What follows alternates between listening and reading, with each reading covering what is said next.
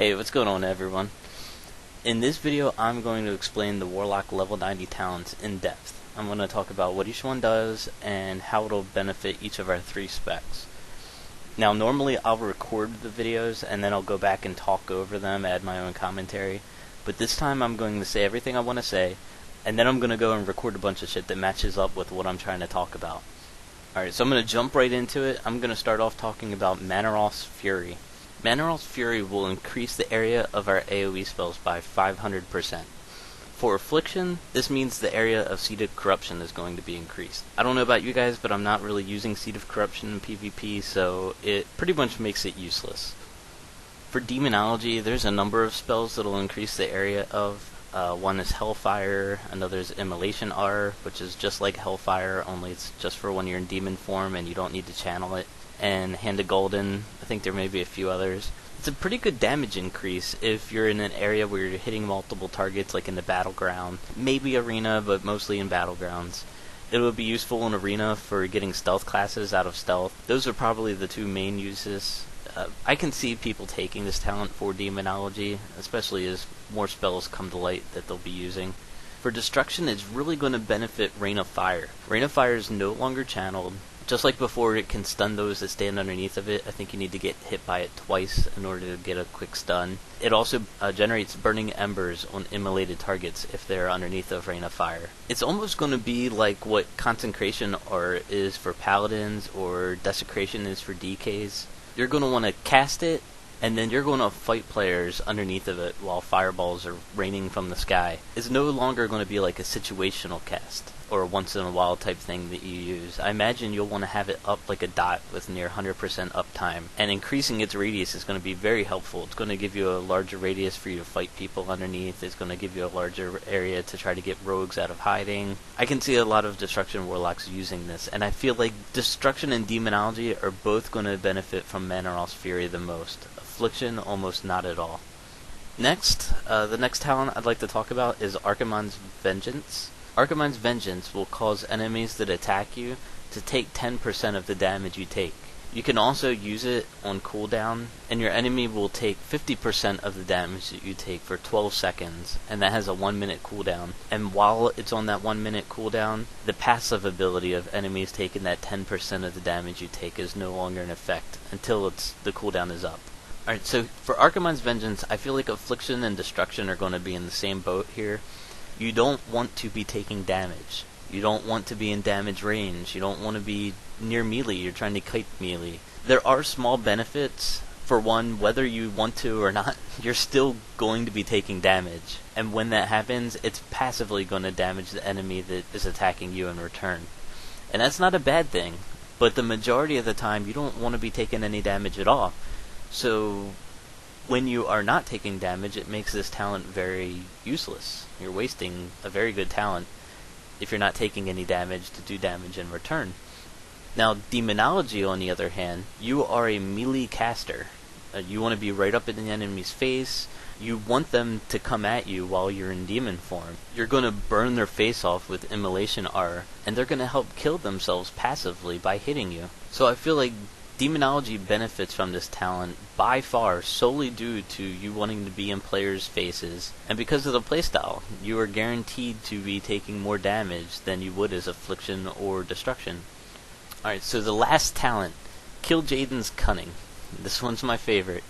You can cast and channel while moving, but doing so will increase the cast time or channel period by 50%, and it slows down your movement by another 20%. And then you can use it on cooldown if you wish, which will allow you to cast and channel while moving with no penalty at all for 6 seconds with a 1 minute cooldown. And again, while it's on that 1 minute cooldown, you're not able to use the passive ability of casting and channeling while moving and taking the penalty.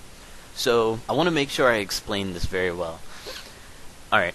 On live, you can try to get a fear off on your enemy, and they'll take a strange fear path, and before it ends, you want to get your damage abilities off on the target. And this will create a gap between you and your enemy that they need to recover from if they're melee. So what this talent allows you to do is build on that gap by running away from your feared opponent while casting. You can continue to cast and widen that gap. And that is awesome. All three specs can benefit from this larger gap that the talent can create while they're running in fear and you're moving away. Or even if you just see an enemy, they look at you and they start running in your direction.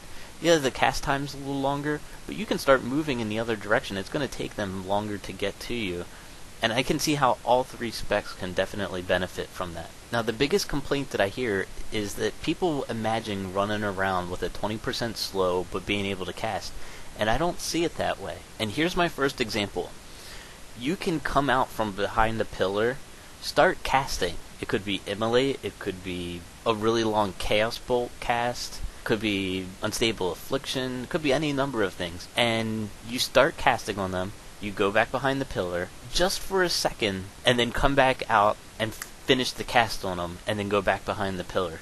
This minimizes the time that you're in front of the target, and it minimizes the chance that they have to interrupt you, get CC on you, spell lock or counterspell your cast, any number of things. It minimizes that because you start casting, you go back behind the pillar, and you come back out a second later and execute the cast on them.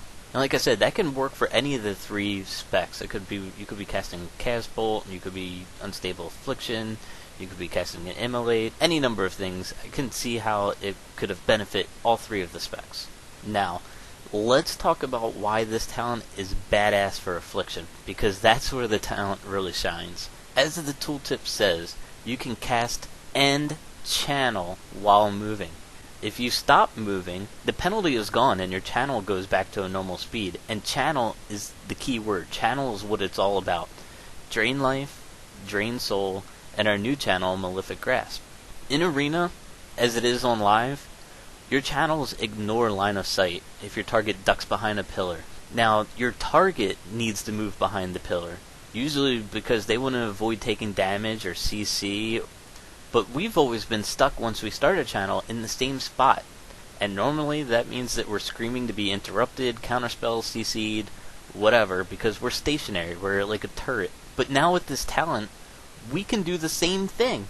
You can get your dots up on a target, start a channel, duck behind the pillar, and then stop moving, and your channel will go back to its normal speed. Yes, the 20% movement speed, it'll suck if you're out in the open trying to run and get away and cast. But what's a 20% movement speed if you're just strafing out from behind a pillar, hit your instant channel, and strafe right back in? And then once you're back behind the pillar, you're protected against taking damage, being interrupted, being silenced. They can't do anything to you because you just line of sight. So I'm not sure if you guys can picture it, but Malefic Grasp, it gets a longer channel each time that it's cast on the same target before it ends. So you can quickly stack it up like 3 to 5 times, real quick, run behind a pillar, and then wait it out, and it'll channel for a really long time. Drain Life has had its channel time increased, and that makes it perfect because we can use it for the entire duration. And Drain Soul, which is like the ultimate finisher below 20%, on live, Warlocks have to be very careful about using this as a finisher.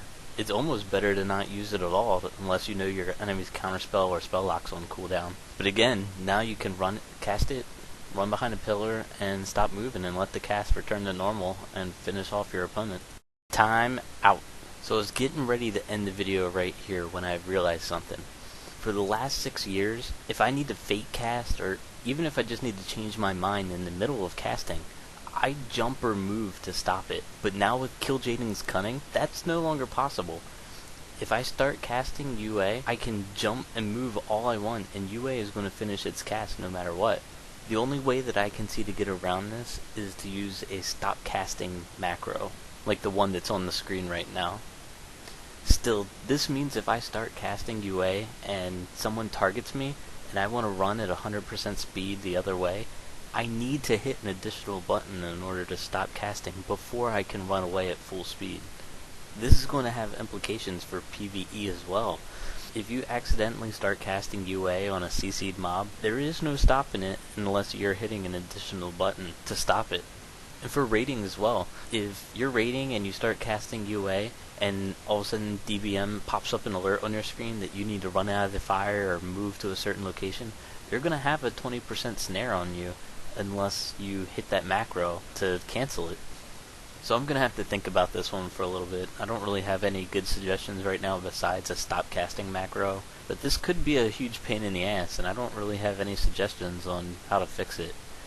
If any of you guys have a suggestion, I would love to hear it. Please just drop it down in the comments. So that's all I have for you guys. I hope this was helpful. I hope it made you think about something new. Maybe you learned a little something. If you guys want to discuss anything, just leave me a question down in the comments and I'll be happy to respond.